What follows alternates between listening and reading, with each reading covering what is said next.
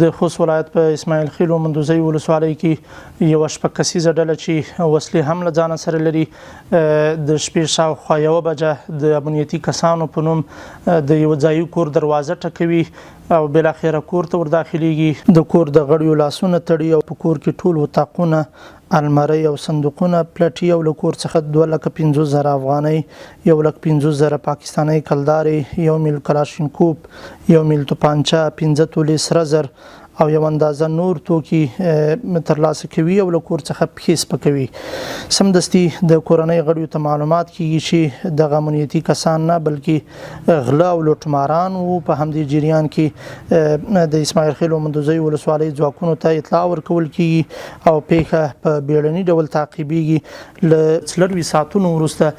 د اسماعیل خیل او مندوزی ولسوالۍ جنایي ضد ځواکونه